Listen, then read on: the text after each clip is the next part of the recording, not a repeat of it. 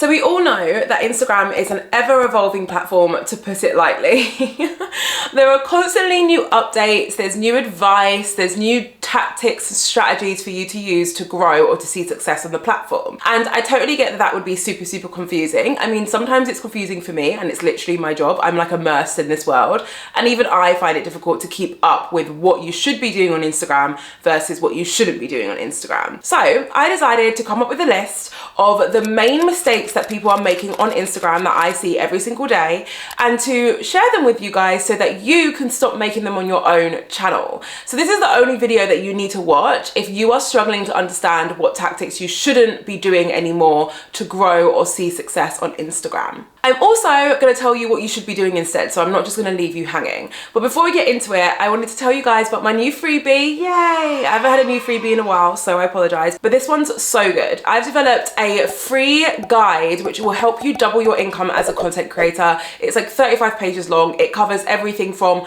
creator funds to user-generated content. Like, it has all the information you need to really significantly increase your income. The link is in the description, and don't forget to hit the subscribe button if you haven't already, because I share content like this every single week. Let's get to it. Okay, so first one is all around engaging and engagement routines. So the main mistake here is engaging with content for the sake of engaging with content. Let me give you some context here. So previously, a tactic that I would use, and also a tactic that other people would use, would be to spend like an hour a day engaging with other accounts in the hopes that it would help you grow. Here's why it used to help you grow, because essentially when you engage with other accounts, you do one of two things. The first thing is that you tell the algorithm that you have a relationship with these people, and that normally means that those people are more likely to see your content in the future. And that's still the case. That can still happen when you engage with other accounts. But the other thing though was that by engaging with someone else's account, they would get a notification on their Instagram page which would show them that you had liked a photo or shared a really cool comment, right?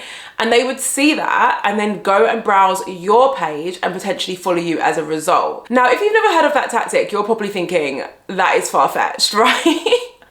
The idea that by engaging with someone, they get a notification saying that you've engaged with them and then they follow you as a result. Because in this day and age, that is very far-fetched. It very rarely happens. People don't look at their notifications the same way that they used to. We're talking about a different Instagram with different interface and a different way of using it.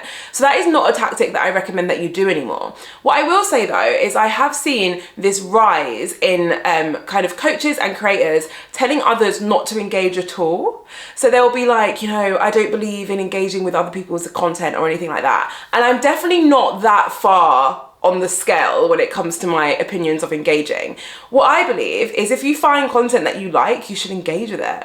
Like, there is nothing wrong with going through your follower list or looking at someone who's just recently followed you and just having a look at their content. And if you find something that you relate to and you genuinely like leave a comment and like it. Like, we're on social media to be social. So I'm definitely not on the side of like anti-engaging. I find that side a bit bizarre. What I am on the side of though is only engaging authentically and just doing it because you generally like content, rather than doing it as a way to grow on Instagram. So the next one is all about hashtags, and luckily for you, I've recently uploaded a video where I actually break down exactly how you should be using hashtags in 2022, 2023 and beyond. So with that in mind, I am going to link to it up here, because if anything I'm about to say either doesn't make sense or just shocks you to your core, you know, then I recommend watching that video because it's going to break it down in a lot more detail. But the main mistake in relation to hashtags that people are making is that people are pushing to use 30 hashtags in their posts, and that is leading to them using irrelevant hashtags. So the real core mistake here is using irrelevant, vague hashtags that have nothing to do with your content. Let me give you some examples of hashtags that I've literally found on my clients' pages recently. So these are hashtags that are still very much being used,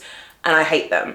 So anything that's like hashtag discover under 10K or discover under 20K, those hashtags that you used to previously use as a way for you to signify that you're a smaller creator, and as a way for you to get in front of people who are looking for smaller creators. And that's just not how Instagram works anymore. People don't use hashtags the same way that they used to, which means they don't actually use hashtags as a way to find new content anymore. People use Instagram search to find new content. And because of that change, it means that hashtags have really lost a lot of their significance. So when you use a vague hashtag like that, which actually has nothing to do with your content and does not help Instagram understand what your content is about, it just does nothing for you. Another hashtag that I absolutely hate is hashtag explore. I'd like to think that people don't use that anymore. I feel like we're past that phase. If you're watching this and you've used it recently, I'm gonna need you to stop doing that right now. It is not helping you. It does not get you on the explore page at all. If anything, it actually prevents you from getting on the explore page, because the way that you can get on the explore page now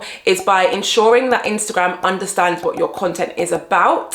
When Instagram understands what your content is about, you're more likely to get on the explore pages of people who are interested in your content, right? I'm going to link to a video up here where I break that down in more detail, because sometimes it's a hard concept to wrap your head around, but it truly is how Instagram works in this day and age. So it's really important to understand. It's about relevancy. Instagram are constantly trying to pair you and your content with someone who would love your content, right? So Instagram will look at your hashtags to try and figure out what your content is about. So if you're using a hashtag like explore, it's just confusing it. It's like, what does that mean? Hashtag explore? Do you talk about cooking or do you talk about fashion? Like, just tell me. That's how I imagine that Instagram's bots react when they see that hashtag. So yeah, stop using irrelevant hashtags and stop forcing yourself to use 30, because a lot of the time when you force yourself to use all 30 hashtags, you end up throwing in a bunch of those irrelevant random ones. You don't actually need 30, you need like a minimum of 3. All right, so my first controversial tip of this video, actually no, tell a lie. I actually think the first tip that I gave you was also a bit controversial. You know, I like to say things just to rock the boat, to annoy you ever so slightly, but it comes from love. So I'm not saying these things just to really throw a spanner in there and just to ruin your day. I'm saying these things because I know that it's a mistake that you're making, and I know that there are better things you can do which are going to help you reach your goals, okay? So this mistake is ignoring your captions. I know, I told you it was gonna piss you off. I mean, I don't know what you want me to say. Ignoring your captions. Look, I get it. You hate writing captions. I get it. It's so frustrating. It stops you from posting sometimes. I get it, I've been there. The reason why I do not suggest ignoring your captions is because your captions are a really rich place for you to do a couple of things. The first thing is, even though you think not everyone doesn't read captions anymore, some people still do. And in my opinion, if only 10% of your audience read your captions, that's still a good enough reason for you to continue writing captions, okay? 10% is still a decent chunk of people who want to read your captions, so let's give the people what they want. So that's one reason. The other reason is actually related to what I just explained in regards to hashtags and how Instagram now works as a platform. So Instagram is based on relevancy, right? Instagram is trying to read your captions, your bio, your hashtags to figure out what your content is about so that it can show it to others who would find it relevant and interesting. With that in mind, your captions are a really great opportunity for you to just tell Instagram what your content is about. It's a really great place for you to throw in some words and phrases which help describe your content a bit, which is going to help Instagram understand what your content is about. I know I'm repeating myself here, but I really can't stress this enough. Instagram is just trying to learn what your niche is, and your captions are a really great place for it to learn what your niche is. And if you're wondering how that all works and the kind of deep information behind it, it's basically all around keywords and search. So I'm going to link to a video up here so that you can learn more about it should you want to. But even if you don't want to watch that video, like, the main thing that I want you to get from this is that captions still have a place on Instagram. Do not put a lot of pressure onto yourself when it comes to writing them though. If you are hearing this and thinking, oh my god, I don't want to post anymore because I just don't want to write a caption, my biggest tip for you is to write your captions in batches, because then you benefit from being in this flow state where you're doing something that's a bit repetitive and you're really immersed in a task, and it becomes a lot easier for you to write a lot of captions in a short space of time. Also, don't worry about the length. Like, I'm not saying that you need to start writing essays as captions like we used to back in the day. That's not what I'm saying. Just try and say something which is relevant to your audience, which is valuable to your audience, and then at the end just ask them to do something. Ask them to comment below, ask them to follow you, right? It literally is as simple as that. Next mistake, posting unoriginal story content. What I mean by unoriginal story content is basically reposts. So you know when you can share a post from your Instagram or from someone else's Instagram to your stories? The mistake here is when you do that all the time, where majority of your stories are just you reposting someone else's or your own content. This is one of my biggest bugbears. And do not get me wrong, if you're listening to this and thinking, oh my god, almost all of my story content is just me reposting other people's content. I'm not mad at you, and here's why. I understand how we got to a place where people are predominantly reposting unoriginal content to their stories. How we got here is that about a year or two ago, the advice was to show up on your stories every day. Some people still give that to you as advice, right? Show up on your stories every single day because that's going to help you with your engagement and with your reach. The problem with that advice is that if we do not have anything good to share on our stories one day, or not even anything good, if we've just not set time aside to share some content on our stories, have a bit of a narrative, show a bit of behind the scenes of our life, right? It doesn't have to be anything special on our stories. But if we've not put time aside to upload content for our stories that day, what we end up doing is treating that task like a bit of a tick boxing exercise. We get to the end of the day and we're like, oh my God, I've not shared anything on my story. So let me just repost this quote that I found. Done. Right? We do that and then we're like, okay, we showed up on our stories today, we're finished, tick, and then we keep it moving. And that is problematic because now we've ended up in this position where a lot of people's story content is just not hitting the mark. When you predominantly share existing posts to your stories and you don't share anything else, you are not sharing content which is engaging. And if you have someone who always watches your stories and they get to the point where they don't want to watch your stories anymore because they're never seeing original content, it's very difficult to get that person to watch your story again. Like, it is so much harder to get that person to watch your story again. Because of the interface on Instagram, you actually have to click on someone's story in order for you to see the content. It's not like it just appears regardless of whether or not you want to see it, like other content does on Instagram. You actually have to seek it out to an extent. So if someone's already decided that your content on your stories isn't good, then it's so hard to get them back. So that's why posting more original content is really, really important. And if you're unsure what to post when I say original content, here are some examples. Behind the scenes snippets of your life. It does not matter how mundane you think your life is. I will share videos of me working. I'm currently filming me filming. Such a creative thing to say, on my phone, and I'm probably going to use a clip of that and put it on my stories, right? I film myself working, I film myself when I'm going for my walks, I film my coffee that I get for my day, I film whatever I'm thinking that day, any troubles I'm having, any successes, any wins, etc. I film what I'm watching on TV that day. Like, all that stuff is behind the scenes content that people actually really like to enjoy seeing. Also, and this is a bit of a pro tip, if you know that you'll struggle to show up on your stories every day, there are two things that you can do. First of all, on days where you just know that you cannot show up on your stories properly, just don't. No one's gonna die, right? It's gonna be okay. Just don't show up, give yourself a day off. Like, it's okay. The other thing that you can do is just batch some story content. Like, I film everything. I don't always post it straight away, but when I'm having a day where I don't have time to actually go and capture content, I just go through my folder on my phone, which has a bunch of story content, and I just share something from there and put my own little narrative over it. So there you go, it doesn't have to be as hard as you think. Next mistake, having watermarks on your reels. This is an interesting one because I gave this tip ages ago and I got a lot of comments being like, that's not true. It's definitely true, guys.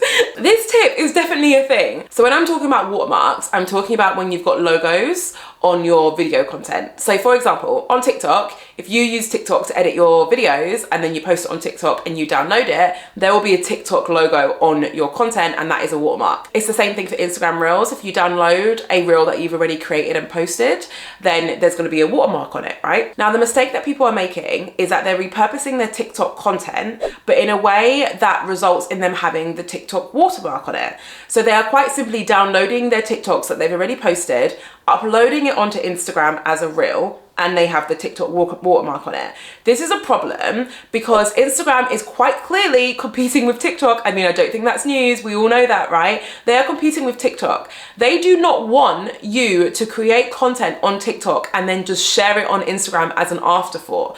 They want you to create the content on Instagram, right? So if you're gonna upload a video that so blatantly tells Instagram, hey, I made this on your competitor's platform, you know, your worst enemy, I prefer them and I actually created this reel on their platform and now I'm just going to share it on your platform. There's nothing you can do about it. Like, they could tell that that's what you're doing because Instagram's bots can detect the watermark, and as a result of that, they might downrank your content. Your content might not reach as many people as you want it to reach. Now, the reason why I know that this is the thing is because Instagram has quite literally told us.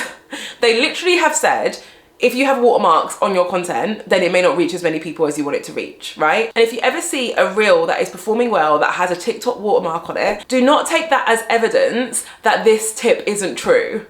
Because I think that's where people get a bit frustrated, because they're like, well, I saw a viral reel the other day and it had a TikTok watermark on it, which happens a lot less now, but that doesn't mean that you might not get downranked, right? It's just not worth the risk, okay? So pro tip for you guys, if you're gonna use TikTok to edit your video content and you know that you're gonna wanna share it to Instagram as well, my biggest tip for ensuring that there's not a watermark on it is for you to screen record your screen when you're in the editing window on TikTok. So I'll put a screen recording up here so you can see what I mean. But essentially what you wanna do is click on the adjust clips button, which will open up the editing window. And then you wanna click on the square on the bottom right, and that's going to make your video clip bigger and take up the whole screen. You can then screen record your TikTok once you've put all the edits, transitions, whatever in there. And then when you upload it onto Instagram, you can just adjust it so that it fits the screen properly and there's not a border around it. And just like that, you have the same TikTok on your Instagram without the watermark and without the need for another app. Okay, so the final mistake that people are making on Instagram is not including call to actions, also known as CTAs. So call to actions is like an old school marketing term. It's like the most basic form of marketing